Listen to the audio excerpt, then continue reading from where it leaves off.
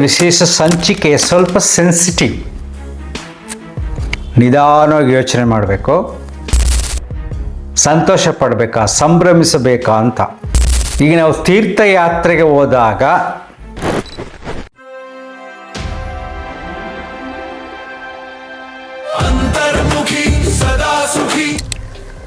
ನಮಸ್ಕಾರ ಸ್ನೇಹಿತರೆ. ಈ ದಿನದ ವಿಶೇಷ ಸಂಚಿಕೆ ಸ್ವಲ್ಪ ಸೆನ್ಸಿಟಿವ್. ನಿಧಾನವಾಗಿ ಯೋಚನೆ ಮಾಡಬೇಕು. ಈಗ ನಾವು ತೀರ್ಥಯಾತ್ರೆಗೆ ಹೋದಾಗ ಅಲ್ಲೇನಾದರೂ ಆಕಸ್ಮಿಕ ಘಟನೆಗಳು ನಡೆದಾಗ ಸತ್ತೋದ್ರೆ ಅಳಬೇಕಾ, ಸಂತೋಷ ಪಡಬೇಕಾ, ಸಂಭ್ರಮಿಸಬೇಕಾ ಅಂತ. ಈ ಸಬ್ಜೆಕ್ಟ್ ಬಗ್ಗೆ ಸ್ವಲ್ಪ ಯೋಚನೆ ಮಾಡಿ. ಈಗ ರೀಸೆಂಟಾಗಿ ಮೆಕ್ಕಾ ಮದೀನದಲ್ಲಿ ನಮ್ಮ ಭಾರತದ 40 ಜನ ಮುಸ್ಲಿಮರು ಆಕ್ಸಿಡೆಂಟ್ ಆಗಿ ಬಸ್ಸು ಡಿಕ್ಕಿ ಹೊಡೆದು ಬೆಂಕಿಲ್ ಪಾಪ ಸುಟ್ಟೋದ್ರು. Shifting focus now, at least 42 Indian Umrah pilgrims were feared dead after a passenger bus travelling from Mecca to Medina collided with a diesel tanker in Saudi Arabia. Saudi ಅರೇಬಿಯಾದಲ್ಲಿ ಉಮ್ರಾ ಯಾತ್ರೆಗೆ ತೆರಳುತ್ತಾ ಇದ್ದಂತಹ ಭಾರತೀಯ ಯಾತ್ರಿಕರು ಭೀಕರ ಅಪಘಾತದಲ್ಲಿ 45 ಮಂದಿ ಸಾವನ್ನಪ್ಪಿದ್ದಾರೆ. 42 people died after a bus carrying Umrah pilgrims collided with a diesel tanker near Medina. Many of those who died are believed to be Indian nationals.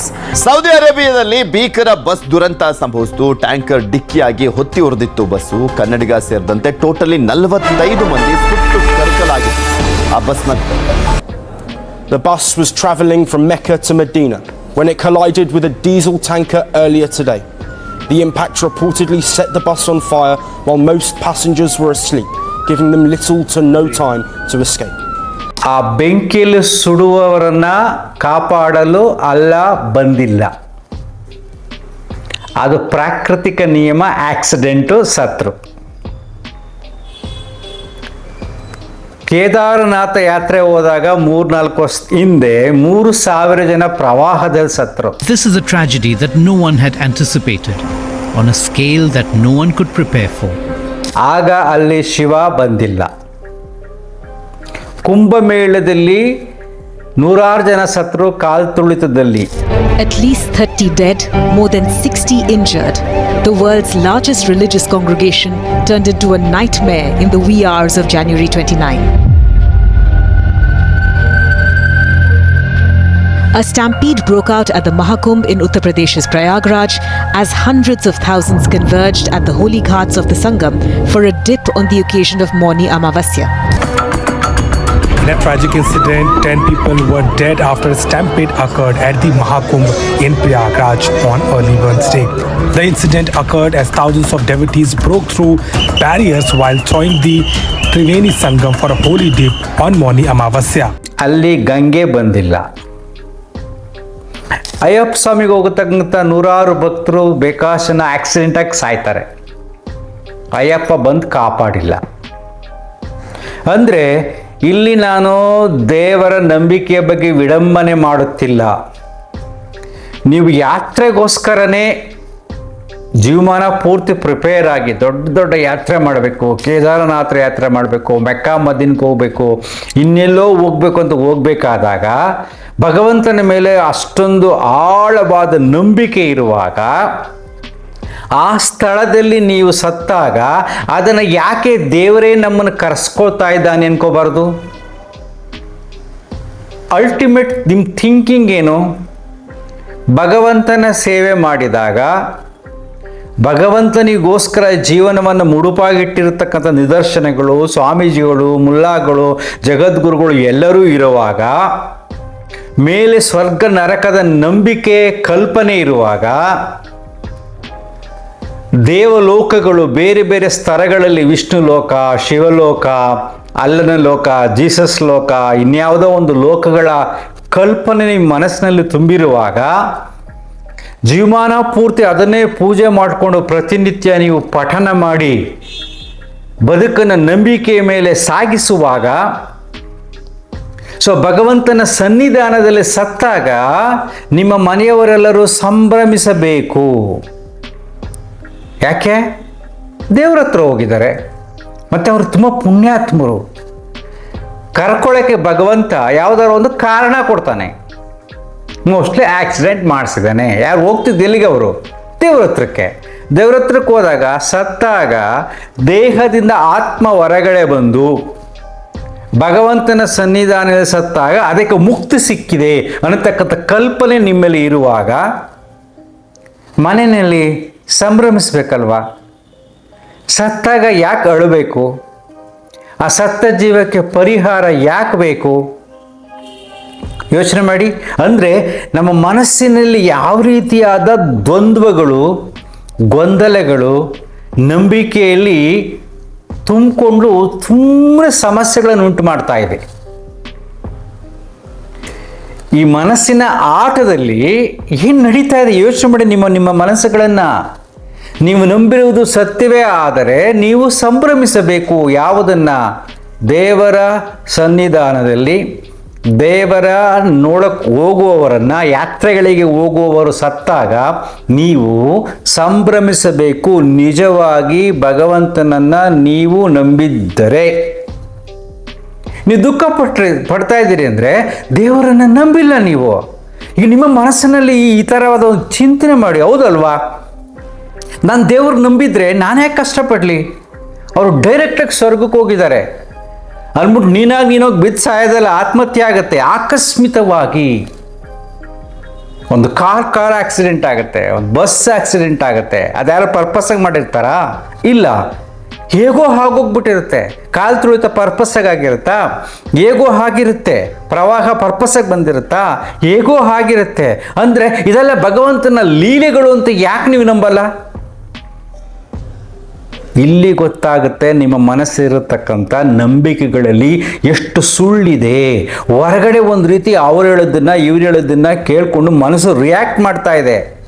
ಆ ಮನಸ್ಸಿಗೆ ಸತ್ಯದ ಅರಿವಾಗಲೇ ಇಲ್ಲ. ಯಾವುದು ಸತ್ಯ?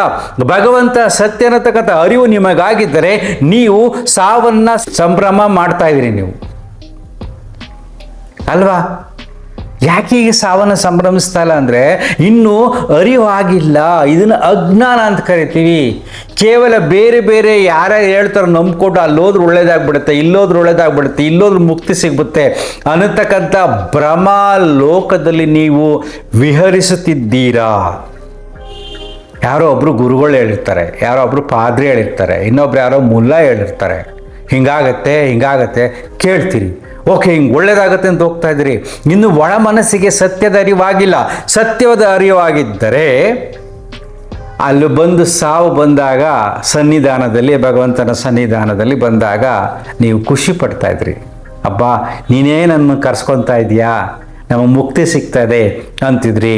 ಮನೆಯವರು ಖುಷಿ ಪಡ್ತಾ ಇದ್ರು ಅಲ್ವಾ? ಅಂದರೆ ಹೇಗೆ ಮನಸ್ಸು ಬಂಧಿತವಾಗಿದೆ ಕೆಲವಾರು ವಿಚಾರಗಳಲ್ಲಿ. ಅದಕ್ಕೆ ನಿಮ್ಮ ಮನಸ್ಸನ್ನು ನೀವು ವಿಶ್ಲೇಷಣೆ ಮಾಡಲಿ ಅಂತ ನಾನು ಈ ವಿಡಿಯೋ ಮಾಡಿದೆ ಅಲ್ವೇನ್ರಿ? ಎಲ್ಲ ಕಡೆ ನಾವು ನೋಡ್ತಾ ಇದ್ದೀವಿ. ಈಗಂತೂ ಅಯ್ಯಪ್ಪ ಸ್ವಾಮಿ ಭಕ್ತರು ಏನು ಓಡಾಟ ಮಾಡ್ತಿದ್ದಾರೆ ಅಂದರೆ ಪಾಪ ಚಿಕ್ಕ ಚಿಕ್ಕ ಮಕ್ಕಳುಗಳನ್ನ ನೋಡೋಕ್ಕಾಗಲ್ಲ. ಒಂದ್ಸರಿ ಕ್ಯೂಗೆ ಹೋಗ್ಬಿಟ್ರೆ ಹೊರಗಡೆ ಬರೋಕ್ಕಾಗಲ್ಲ, ಬಾತ್ರೂಮ್ ಬರೋಕ್ಕಾಗಲ್ಲ, ಅಳುತ್ತಾ ಇದ್ದಾವೆ ಆ ಸಖೆಗೆ, ಆ ಗಲಾಟಿಗೆ. ಅಷ್ಟೆಲ್ಲ ಕಷ್ಟಪಟ್ಟು ದೇಹದ ನೋವುಗಳನ್ನು ತಡ್ಕೊಂಡು ಅಲ್ಲೋಗಿ ನೋಡಿದ ತಕ್ಷಣ ನಿಮ್ಮ ಹಿಂದ್ಗಡೆ ಓಡ್ ಬರ್ತಾನ, ಅಲೇ ಅಯ್ಯಪ್ಪ ಸ್ವಾಮಿ ಏನು ಸಿಗ್ತಾ ಇದೆ ನಿಮಗೆ? ಯಾಕೆ ನಮ್ಮ ಮನಸ್ಸುಗಳು ಈ ರೀತಿ ಮೌಢ್ಯದಲ್ಲಿ ಬಂಧಿತವಾಗಿದೆ, ನಂಬಿಕೆಗಳಲ್ಲಿ ಬಂಧಿತವಾಗಿದೆ? ನಂಬಿಕೆಗಳು ಸತ್ಯವಾದರೆ ಯಾಕೆ ಇಷ್ಟು ನೋವುಗಳು ನಿಮಗೆ? ಯಾಕಿಷ್ಟು ದುಃಖಗಳು? ಪ್ರಪಂಚ ಯಾವ ದಿಶೆಯಲ್ಲಿ ಸಾಗ್ತಾ ಇದೆ ಗೊತ್ತಿದೆಯಾ ನಿಮಗೆ? ರೀಸೆಂಟಾಗಿ ನನ್ನ ತಮ್ಮ ಹೇಳ್ತಿದ್ದ, ಅವ್ರ ಊರಲ್ಲಿ 15 days ಬ್ಯಾಕ್ 3 ಸಾರಿ ಆಕಾಶದಲ್ಲಿ ಬ್ಲಾಸ್ಟ್ ಆಗಿದೆ, ಮನೆಯೆಲ್ಲ ನಡುಗ್ಬಿಟ್ಟಿದೆ. ಬೆಂಗಳೂರಲ್ಲಿ ಮಾಡಿದ್ರೆ ಬೆಂಗಳೂರಲ್ಲಿ ನಡುಗ್ಬಿಡುತ್ತೆ, ಅಲ್ಲಿ ಮಾಡ್ತಾ ಇದ್ದಾರೆ, ಎಕ್ಸ್ಪೆರಿಮೆಂಟ್ ಮಾಡ್ತಿದ್ದಾರೆ ಆಕಾಶದಲ್ಲಿ ಬ್ಲಾಸ್ಟ್ ಮಾಡೋದನ್ನು. ಇಲ್ಲಿ ನಡೀತದೆ ಬೆಂಗಳೂರಲ್ಲಿ ಕೇವಲ 60 ಕಿಲೋಮೀಟರ್ 15 ದಿನಗಳ ಹಿಂದೆ ನಡೆದಿರ್ತಕ್ಕಂಥ ಘಟನೆ 3 ಬಾರಿ ಆಗಿದೆ. ಆಮೇಲೆ ಅಲ್ಲಿ ಯಾವುದೋ ಒಂದು ಫ್ಲೈಟ್ ಹೋಗೋದು ಗೊತ್ತಾಗುತ್ತೆ, ಅಷ್ಟು ಸೌಂಡು, 16 ಕಿಲೋಮೀಟರ್ ಮನೆಗಳು ನಡುಗ್ಬಿಡುತ್ತೆ.